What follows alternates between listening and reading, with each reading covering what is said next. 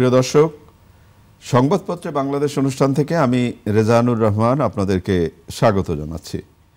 বিভিন্ন জাতীয় দৈনিকে প্রকাশিত খবরের বিশ্লেষণ নিয়ে আমাদের আজকের এই অনুষ্ঠানে অতিথি হিসেবে উপস্থিত আছেন সিনিয়র সাংবাদিক এম.এ. আজিজ। স্বাগত আপনাকে অনুষ্ঠানে। ধন্যবাদ আপনাকে। পত্রপত্রিকায় প্রকাশিত একটা গুরুত্বপূর্ণ শিরোনাম পড়ে শোনাই আপনাকে, আমরা তারপর আলোচনায় যেতে চাই। প্রথম আলো, গুম খুন সহ সব অপরাধের জন্য ক্ষমা চাইল র্যাব।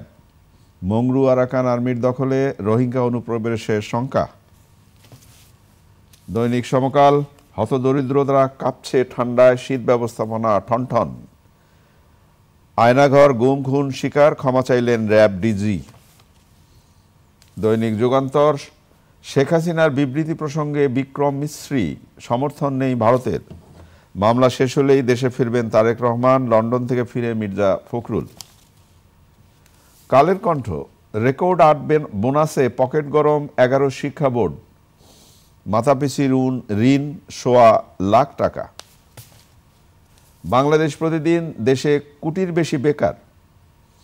হাসিনার বক্তব্য সমর্থন করে না ভারত। মানবজমিন, -2 ফর্মুলা সম্ভব না, হাসিনার বক্তব্য ভারত সমর্থন করে না বিক্রম মিশ্রি। চাপে জেরবার জীবন, স্বস্তি আসবে কবে। যায় দিন, হাসিনার কোনো বক্তব্যই সমর্থন করে না ভারত। 56% মানুষ মনে করেন দেশ ঠিক পথে এগুচ্ছে। দেশ রূপান্তর, আয়নাঘরের কথা স্বীকার করে ক্ষমা চাইল র্যাব। নতুন মাথা ব্যথা মিয়ানমার সীমান্ত। দৈনিক সংগ্রাম, ফ্যাসিস্ট আওয়ামী লীগের টার্গেট ছিল দৈনিক সংগ্রাম। দক্ষিণ এশিয়ার দেশগুলো সার্ককে সক্রিয় করে তোলার মধ্য দিয়ে লাভবান হবে প্রধান উপদেষ্টা। দিনকাল, বাংলাদেশে বিজেপির হিন্দুত্ববাদী আদর্শের উত্থান। সালমান এফ রহমানের যত অনিয়ম ও দুর্নীতি। দুটি দেশের ইস্যু নিয়ে অন্যকে প্রভাবিত করা উচিত নয়, এসএফও প্রতিনিধি দলের সঙ্গে বৈঠকে প্রধান উপদেষ্টা। দৈনিক ইনকিলাব, ভারতের ইউটার্ন। কনকনে হিমেল হাওয়া, ঘন কুয়াশায় বিপর্যস্ত জনজীবন। দৈনিক জনকণ্ঠ, আগামী বছরের জুনে উদ্বোধন রূপপুর পারমাণবিক বিদ্যুৎ কেন্দ্র। আপনি শিরোনাম শুনলেন। কয়েকদিন আগে পুলিশ প্রধান ক্ষমা চাইলেন, আজকে র্যাব প্রধান ক্ষমা চাইলেন। গুম খুন সহ সব অপরাধের জন্য ক্ষমা চাইল র্যাব। এখন র্যাবের নৈতিক দায়িত্ব হলো বাহিনীর যারা অপরাধ করেছিল তাদের বিচারের মুখোমুখি করা। গুম খুনে জড়িত অন্য বাহিনী ও সংস্থাগুলোরও ক্ষমা চাওয়া উচিত। কি মনে হয়? ধন্যবাদ আপনাকে। ক্ষমা চাওয়া অন্তত পক্ষে এটা একটা ভালো সংস্কৃতি। জি। তবে প্রশ্ন হচ্ছে যে এই দেশে এই গুম কমিশন করেছে, তারা বলেছে আপনার ঢাকা শহর এবং আশপাশে 8টি বন্দিশালা পাওয়া গেছে। আয়নাঘর, যার নামকরণ হয়েছে আয়নাঘর। তো প্রশ্ন হচ্ছে এই বন্দিশালায় কত লোক ছিল, তাদের হদিশ কোথায়? আমরা তো 4-5 জন পেলাম। বিএনপি দাবি করে তাদের 700 লোক গুম হয়েছে। ক্রসফায়ার দিয়ে মারা গেছে প্রায় 2000-এর মতো। তো তাহলে এই যে ক্রসফায়ারে যে মারা গেল, কারা মারল? এই যে আয়নাঘরে কত লোক বন্দী ছিল? এখন তো আয়নাঘর তো খুলে দেওয়া হয়েছে। গুম কমিশন বলছে যে অবস্থায় আছে সেই অবস্থায় রাখতে বলছে। তাহলে রেখে লাভ কি? আলামত নষ্ট করা। কিছু কিছু জায়গায় কিন্তু অলরেডি কালিকুলি করা, রং টং করা হয়ে গেছে আমাদের জানা মতে। সুতরাং সেইভাবে থাকছে না। কিন্তু আমার মূল প্রশ্ন হলো যে এই যে গুম খুম করলো, র্যাব কি স্বপ্রণোদিত হয়ে এটা করেছে? ডিজিটিফাইয়ের বিল্ডিংয়ের নিচে আয়নাঘর ছিল, আয়নাঘর। সেখান থেকে কয়েকজন বেরিয়ে আসছে। হ্যাঁ, তো এই যে বিজেপি ডিজিডিএফআই তো এটা করেছে। ডিজিডিএফআই আর্মির লোক থাকে, কিন্তু এটা থাকে সরাসরি প্রধানমন্ত্রীর অধীনে। প্রধানমন্ত্রী, যদিও আমাদের বাইরের ধারণা হচ্ছে ডিজিডিএফআই আর্মির অনুসন্ধান করে, আর্মির বিষয়গুলি। ব্যাপারটা তা না, এটা সরকারি প্রতিষ্ঠান হয়ে যায়, প্রধানমন্ত্রীর ডাইরেক্ট অধীনে হয়ে যায়। তাহলে প্রশ্ন হচ্ছে ডিজিডিএফে যারা দায়িত্বে ছিল, হ্যাঁ, দায়িত্ব পোস্টিং দিলে তো থাকবেই। আপনার র্যাবে পোস্টিং দিলে তো থাকবেই। তখন কি তারাই খুনের জন্য এককভাবে দায়ী? এই প্রশ্ন কিন্তু থেকেই যায়। আপনি যেটা প্রশ্ন তুললেন সেই প্রশ্নটা আমারও, যে ঠিক আছে ক্ষমা চাইলেন, ক্ষমা চাওয়ার মধ্যেই কি সবকিছু শেষ হয়ে যাবে কিনা, সেটাই হচ্ছে বিষয়। তাহলে এই জীবনগুলো কোথায় গেল? এর হিসাব কে দিবে? হিসাব তো চাইতে হবে। দ্বিতীয়ত নিশ্চয়ই এই প্রসঙ্গগুলো নিয়ে আগামীতে আর আলোচনা হবে। একটা কথা বলি, ধরেন র্যাবে সব বাহিনীর লোক আছে, পুলিশের ট্রেনিং, আর্মির ট্রেনিং, নেভের ট্রেনিং, এয়ারফোর্সের ট্রেনিং আলাদা। এই 3 বাহিনীতে নিয়ে এটাকে একটা কিলার গ্রুপ হিসাবে তৈরি করা। আমরা তো মানবিক বাংলাদেশ, গণতান্ত্রিক বাংলাদেশ চাই, এই র্যাব রাখার দরকার কি? মানুষ খুন করার জন্য। কিন্তু একেবারে র্যাবের যে সাফল্য ছিল না তাও না, র্যাবের কিছু সাফল্য ছিল, কিন্তু এইসব কারণে সাফল্যগুলো ম্লান হয়ে যাচ্ছে। সাফল্য আমার কাছে পুলিশের ভিতরেই, পুলিশকেই আর্ম ব্যাটালিয়ন আছে না, তাদেরকে ট্রেনিং দিয়ে রেডি করুক। এখানে আর্মিকে, আপনাকে আর্মির লোক এনে, এই যে নারায়ণগঞ্জে আর্মির কি করলো, সে কথা স্বীকার করেছে। সুতরাং আমার মনে হয় যে এই বাহিনীগুলোকে বারবার এই র্যাবের ভিতরে দিয়ে খুন করানো, বাহিনীর বিতর্কিত করা, এটা তো বাহিনীগুলো বিতর্কিত। এটা উচিত না। ভারত হাসিনার বিবৃতি সমর্থন করে না, ভারতের পররাষ্ট্র সচিব বক্তব্য দিয়েছেন তার দেশে। বাংলাদেশ ভারত সম্পর্ক ভালোর দিকে যাচ্ছে, রিজওয়ানা হাসান মন্তব্য করেছেন। একই সাথে আজকের পত্রপত্রিকায় আবার শিরোনাম হয়েছে, দিল্লিতে অলরেডি ধরপাকড় শুরু হয়েছে, মানে অবৈধ বাংলাদেশি আছে কিনা। আমাদের কোস্টগার্ডের কয়েকজন বা বোধ করি তারা কি বলবো, তারা বন্দী আছে, যেটুকু শুনছি যে আমাদের জলসীমা থেকেই তাদেরকে ধরে নেওয়া হয়েছে। তো সব কিছু মিলিয়ে আমার জানার ইচ্ছে যে হচ্ছে কি। আচ্ছা, একটি দেশের ফরেন সেক্রেটারি কি final authority? No, foreign secretary হচ্ছে একটা ডিপ্লোম্যাট, সেও ডিপ্লোম্যাট। ডিপ্লোম্যাট আমরা যেটা জানি, ডিপ্লোম্যাট যা বলে তা বিশ্বাস করে না অথবা করে না, তার উল্টাটা করে। সুতরাং বিক্রম মিস্ত্রি যা বলল, ওখানে পার্লামেন্টারি টিমকে ব্রিফিং করেছে, হয়তো এও তো হতে পারে যে মিডিয়াকে একটা মেসেজ দিয়ে পরিস্থিতিটা নরম হচ্ছে, পজিটিভ দিকে যাচ্ছে, আপাতত যাচ্ছে এরকম। কারণ এই যে আমাদের দেশে যে সম্পর্কের টানাপোড়েন, এই যে ভিসা দেওয়া হচ্ছে না, অনেক কিছু, এতে কিন্তু ভারতও ক্ষতিগ্রস্ত হচ্ছে। কারণ ভারতে তো আপনার প্রায় 50 লক্ষ লোক যায়। আমার কথা হচ্ছে যে ভারত ক্ষতিগ্রস্ত হইলো কি হইলো না সেই প্রশ্নটার থেকে বড় ব্যাপার, একটি দেশ থেকে অন্য দেশের মানুষ যাবে, এটা তো একটা আন্তর্জাতিক রীতি নিয়ম। তা সেইটা আপনি বন্ধ করে দিলেন, কার কতটুকু ক্ষতি হলো সেটা তো তাদের ব্যাপার। ভারতের কতটুকু ক্ষতি হলো, আমাদের কতটুকু ক্ষতি হলো। এখন প্রশ্ন হলো, যদি আমরা ভারত না যাই তাতেই বা কি হয়? না, হয় না বলেই হয়। ধরেন অনেক দেশেই তো নাই, উত্তর কোরিয়াতে কেউ যেতে পারে না, তাই না? কিন্তু উত্তর কোরিয়া তার মতো করে চলে। আমাদেরকেও যদি কোথাও না যেতে চায়, আমাদের মতো করেই চলবো। এখন ভারতে যেটা যাইতো, ধরেন ট্যুরিস্ট যেত, চিকিৎসা নিতে যেত, কিছু ছাত্র পড়াশোনা করতে যেত, এখন এগুলো বন্ধ। এখন ওদের তো হাহাকার পড়ে গেছে, দোকানপাট বন্ধ। বাংলাদেশিরা যা নিউ মার্কেট জমাতো নাই, হোটেলগুলো নাই। না, তারা সাংবাদিক সম্মেলন করে অলরেডি আহ্বান জানিয়েছে। এই খবরও বাংলাদেশিরা এখন ব্যাংককে চলে যাচ্ছে চিকিৎসার জন্য, মালয়েশিয়া যাচ্ছে, আর ধনীরা যাচ্ছে সিঙ্গাপুরে।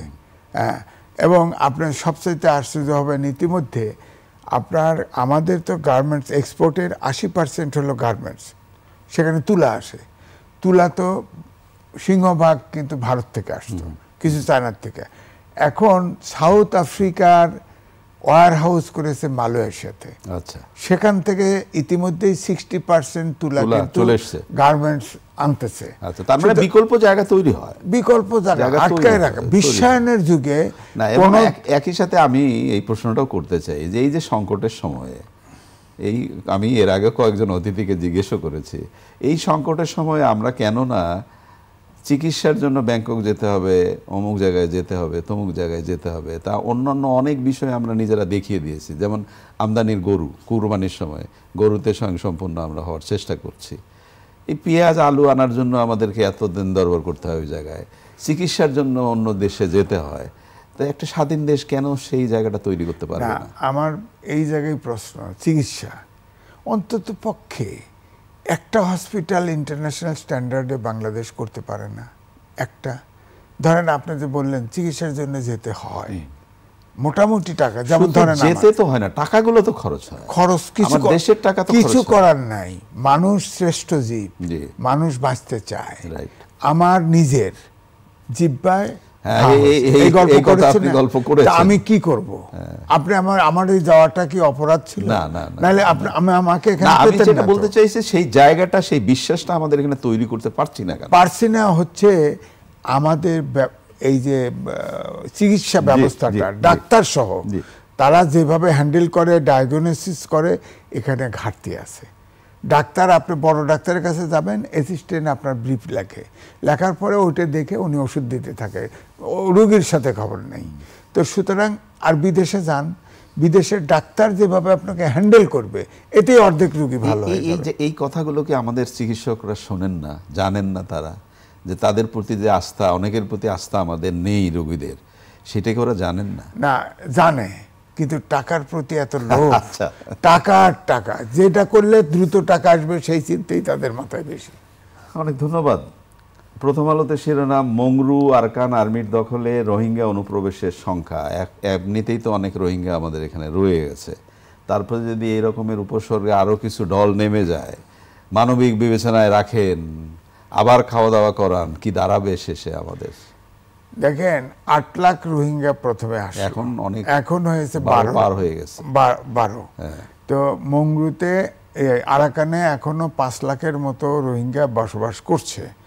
তাদেরকে আরাকান আর্মি দখল নেওয়ার পরে এখন মনে করা হচ্ছে তাদেরকেও এদিকে পুশ করতে পারে বাংলাদেশে, যেহেতু তাদের আত্মীয় স্বজনই তো এলাকা আছে, তারাও হয়তো আসতে চাইতে পারে। তে আপনার 12-16 লাখ যদি হয়, ওই অঞ্চল তো ভূখণ্ড থেকে আলাদা হয়ে গেল। আমাদের শুধু এই নয়, এটা তো আমাদের ভূখণ্ড নিয়ে টানাটানি। এবং বাংলাদেশ অবশ্য নাপ নদী সিল করে দিছে, নাপ নদী পারাপার তো সিল করে দিছে। আপনার নাপ নদী দিয়ে আর আসতে দিবে না বলা হচ্ছে। আমিও মনে করি যত নির্দয়ী হোক না কেন, এটা বন্ধ করা উচিত। আমাদের যে 12, এইখানে আমার যখন নিজেদের সমস্যার কথা আমরা ভাববো, নাকি মানুষের অন্য দেশ থেকে ঢল আসলো, মানবিক বিবেচনায় কতদিন এটা ভাববো? না, অনেক দেশে তো আপনার কানাডায় কয়টার লোক আছে, কত জায়গা কত খালি আছে, অনেক দেশেই অস্ট্রেলিয়ায় কত খালি আছে। তো আপনারা নেন না কেন? এখানে এসে সাহায্য দিয়ে ইউনিসেফ অমুকের মাধ্যমে সাহায্য, আমাদের সাহায্য দরকার নেই তো, লোকগুলো নেন না, এটা তো নেয় না কেউ। অর্থাৎ এই রোহিঙ্গারা, অর্থাৎ এরা না থাকলে ওই যে ইউনিসেফ আন্তর্জাতিক অনেক এনজিও, এরা বাঁচে না। সুতরাং এটা ধরে ধরে রাখতেছে, নাইলে এটা তো রিলোকেট করতে পারে। বহু দেশ আছে যেখানে লোক নাই, চাষাবাদের লোক পর্যন্ত নাই, ব্যারেন ল্যান্ড পড়ে আছে, সেই দেশগুলো নেয় না, তারা এসে সাহায্য দিতে চায়। আর আমরা খুব ভালো কাজ করেছি, মানবিক কাজ করেছি। মানবিক দরকার, আমরা অরিজিনালি আমরাই বাঁচি না, আমাদের মানবিক আমরা কিভাবে দেখব? প্রশ্নটা তো সেই। সুতরাং আমি বলবো যে এই যে বিদেশিরা যে আসে, এসে আমাদের প্রশংসা করে, অনুদান দেয়, আমরা অনুদান চাই না, আমরা প্রশংসাও চাই না। আপনারা এই রোহিঙ্গাদের নিয়ে যান, রোহিঙ্গাদের নিয়ে যান, আপনাদের হয় ওই তাদের দেশে পাঠিয়ে দেন, আর না হলে আপনারা নিয়ে রাখেন না। আপনাদের লোক দরকার, আপনারা নিয়ে রাখেন, আমাদের লোক দরকার নেই। অনেক ধন্যবাদ। শীত এলেই বিশেষ করে এই দেশের নিয়ে দুর্ভাগ্যটা এরকম, বন্যায় আমাদের একই কথা বলতে হয়, গরমে একই কথা বলতে হয়, শীতেও একই কথা বলতে হয়, ঈদ আসলে ট্রেনে ভিড় হয়, সেটা নিয়ে আমাদের কথা বলতে হয়, একই হেডলাইনগুলো সব একই রকম থাকে, কিন্তু আমাদের আলোচনা করতে হয়। কিন্তু আজকে আলোচনা করি। হতদরিদ্ররা কাঁপছে ঠান্ডায়, শীত ব্যবস্থাপনা ঠনঠন। এখানে যেটা বলা হচ্ছে যে সরকার এখনো কিনতে পারেনি কম্বল, স্থানীয় বাজার থেকে কিনে দেওয়া মানহীন কম্বল মানছে না শীত, শৈত্যপ্রবাহের দুর্যোগ ঘোষণা করে পরিকল্পনার তাগিদ। সেই অবস্থায় তৈরি হয়েছে। দেখেন, বহু আগে ওআইসির একটা ট্রেনিংয়ে তেহরান গেছি, -6 ডিগ্রি, ওখানে কম্বলের উপর নির্ভর করে না, সম্ভব না। ওরা প্রত্যেকটা ঘর বাড়িতে হিটার লাগানো, না যাই হোক, সেটা তো আবার অন্য ব্যাপার। আমরা সব বাড়ি থেকে হিটার লাগাই। আমার কথা হচ্ছে যে আমরা হিমালয়ের পাদদেশে বাস করি। এই যে পানি যে আসে হিমালয়ের কারণে আসে, শীত হয় হিমালয়ের কারণে, হিমালয়ের নিচের থেকে যে ওয়েদারটা আসতে থাকে, এটা নিচে ভাটির দিকে আসতে থাকে, এই শীতটা হয় এবং এটা আরো বাড়বে। হিমালয় যেমন গলছে প্রত্যেক বছর, এটা হিমালয় কিন্তু গলছে, আলটিমেটলি আমাদের সমুদ্র পৃষ্ঠ উচ্চতা হবে এবং হিমালয়ের যে গলছে এই কারণে শীত আরো বাড়তে থাকবে। সুতরাং আপনি হয় ঘর বাড়িতে হিটার করে দেন, আর না হলে এই কম্বল কত জোগাড় করবেন, এটা একটা অপরিসীম ব্যাপার। আমার কাছে মনে হয় এত ঘনবসতির লোক কম্বল দিয়ে এই শীত যতটুকু সম্ভব নিবারণ করা ছাড়া আমি কোনো পথ দেখতে পাচ্ছি না। একটা সংস্কৃতি ঐতিহ্য আছে আমাদের, যে আমরা অসহায় মানুষের পাশে এইসব দুর্যোগে দাঁড়াই। যার যার যে সামর্থ্য আছে সেই সামর্থ্য অনুযায়ী অন্তত উত্তর অঞ্চলে একটু যাওয়া উচিত সবার বোধহয়। শীতে জেকে বসেছে না, উত্তর অঞ্চলেই তো আসে, উত্তর পঞ্চগড় দিয়ে ঢোকে আর কি, উত্তর পূর্ব অঞ্চল দিয়ে শীতটা। আপনি আমি দুইজনই একই এলাকার মানুষ, আমরা একটু আবেদন জানাই যে অন্তত শীতার্থ অবশ্যই এটা দিয়ে থাকে, সবসময় এটা হেল্প করে থাকে এবং এটাই আমাদের একমাত্র। মানব জমিনে শিরোনাম হয়েছে, যদিও আমার এই শিরোনামের একটা শব্দ নিয়ে একটু আপত্তি আছে, যে পত্রপত্রিকার শিরোনামগুলোতে এত কঠিন শব্দ কেন থাকবে? একটু নরম শব্দ থাকলে ক্ষতিটা কি? চাপে জেরবার জীবন স্বস্তি আসবে কবে, এই জেরবার শব্দটা নেই আমার।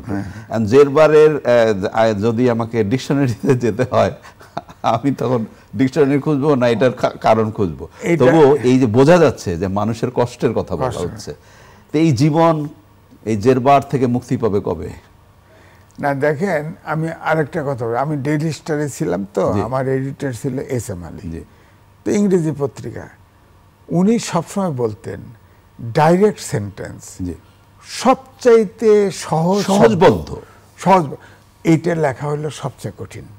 কারণ উনি এডিটর হিসেবে, আমি অনেকগুলো 7-8টা এডিটর পার দিয়েছি, ওনার মতো এডিটর আমি পাই নাই।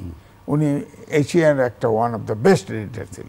তিনি বলেছেন সহজভাবে ডাইরেক্ট সেন্টেন্সে ইংরেজি হোক বাংলা লেখা সবচেয়ে কঠিন।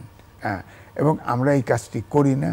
অনেক সাংবাদিক আমরা চেষ্টা করি ডিকশনারি ঘেটে ঘেটে কঠিন শব্দটা বসায় দেওয়া। আচ্ছা, শব্দ নিয়ে এখন বাদ, এই যে রিপোর্টটি হয়েছে, এই স্বস্তির জায়গাটা কবে ফিরবে? না, স্বস্তির জায়গাটা, চাপটা কিসের এটি তো জানলাম। জীবনটা হচ্ছে দ্রব্যমূল্য সবকিছু মিলিয়ে যে অবস্থাটা, সেটা না, এটা হচ্ছে কি, এখন যে অন্তর্বর্তীকালীন সরকার, আজকে তো প্রায় 3 মাস চলে গেল, আমার মনে হয় প্রায়োরিটি ঠিক করে কাজটা শুরু করে নাই। আমাদের হলো খাদ্য, নিত্যপণ্য, আইন শৃঙ্খলা বাহিনী, এগুলোই প্রায়োরিটি। এই প্রায়োরিটিটা এখন একটা লম্বা আলোচনা করা উচিত, পড়তে পারে করা উচিত। অনেক ধন্যবাদ আপনাকে। প্রিয় দর্শক, আমরা শেষে যে আলোচনাটি করলাম, খাদ্য দ্রব্য মূল্য একেবারে অসহনীয় পর্যায়ে চলে যাচ্ছে, মানুষের জীবন অতিষ্ঠ হয়ে উঠছে, এটাই কিন্তু সত্যি।